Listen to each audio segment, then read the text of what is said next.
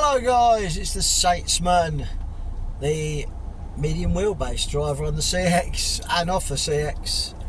This is a review of the new van. We have got a name, we've changed the name to start with.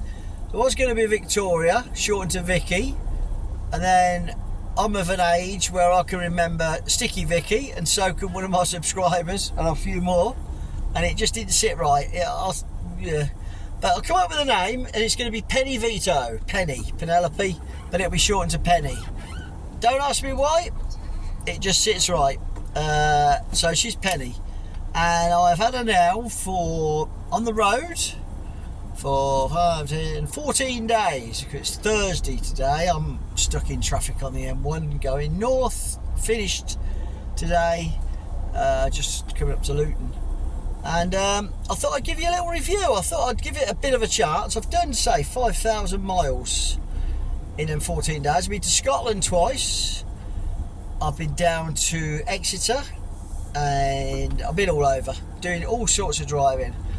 And I've got to say, I am impressed. I am very impressed with the van. It drives like a car. You sit higher up than the Doblo, obviously. Everyone knows what a Vito is. It's a 111 or 1.11, and it's 114 brake horsepower. It is the Renault engine, which is why it was a lot cheaper than the 2 litre or 2.1 litre diesel Mercedes engine, which, according to everyone, is bulletproof. But the Renault engine is a full comprehensive service history. So, driving it, there's lots of pros. Comfort. It's just comfortable. I've done a lot of driving and no discomfort at all. Feel great. It feels like a really nice cabin, the steering wheel, everything.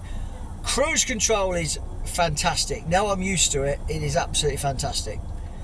And mine, I've got it's a manual, 6 gears, and if I set the cruise control, say, at 65, and then I come onto a motorway, I start accelerating, I push refresh so it goes straight to 65, I change gear and it doesn't knock the cruise control out. It carries on, which I've never known on a van before, but I love it. I love it. I don't have to touch nothing. I just put the clutch in, change gear, and it just keeps accelerating. Good plus point for me. Aircon. Today, at the moment, it's 28 degrees and this van is ice cold, and it is only on half. Not quite 1. Dials are down here. It's alright, I'm stopped in traffic, I'm not even moving. And I've just got it on 0.5 and it's blowing beautiful cold aircon out. So, another good plus point. These are what are important to me. The MPG I have been staggered by. I do sort of urban, bit of everything, a lot of motorway stuff. I mean, motorway, I got it up to 52 miles per gallon, but I did, it's all on a computer, so it's a computer write. So I did a test, I filled it brim full, I drove 208 miles and I managed to get 19 litres in. It worked out at 49 mpg, which it said on the computer it was 49.6, so that is telling the truth. So very happy with that. The things I'm not less than impressed, not as good as the Doblo. Storage, there's nothing above, no shelves or nothing. The shelves on the front are all open, and if you put I've got a big A4 notepad there, I've got a map there. When the sun's in the wrong place, they reflect off the windscreen. So they're over in that side, so they're not in my line of vision. That's something I'd rather have at the top here out the way. Anything else? Not really. I'm being picky. It's got a cup holder. This here fits on the dashboard perfect. That's fine. I've got my table set up again. So yeah, the cabin is very nice. Lots of gadgets. Too many sensors. I've got I've deactivated the one where when you get close to the car in front, bloody red light flashes. I don't want all that. I'll decide how close or what's going on, so deactivate that. That's about it. Everything else is just brilliant. It feels well made. It's alright, it's the Renault engine, it's the Mercedes everything else bits and pieces. Feels very well made.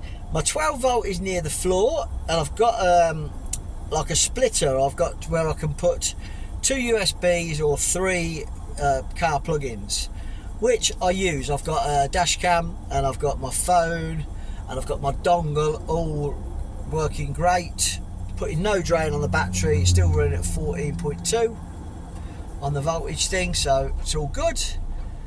In the back,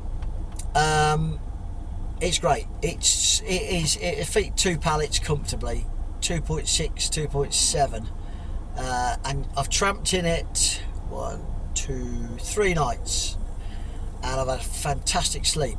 I haven't cut none of the bulkhead out. This is still all solid. There is a couple of slight lights in the corners. It lets in a little bit of light in the morning, so I do get a little bit of light, but I've been absolutely fine. And with it being an ex-Sky van, it's also got lots of lights in the back, extra lights, bright LED lights, and you can switch them on and off with a switch in the back. So I've got them, so it's all good. I need to I'm going to move some securing bolts for loads, like for the ratchet straps. I've got extra ones I bought which I had in the Doblo. I'm not happy where they are. It's got 6 in it anyway, but I want to put another few in here and there. And I'm going to put the plyboard box the what are they called? Can't think of the word. The wheel arch. I'm going to box that in, but I'm going to wait till I get back off my holiday. It's just great.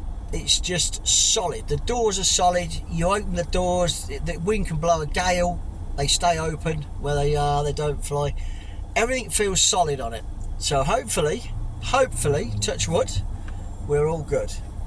But yeah, first 5,000 miles, very impressed.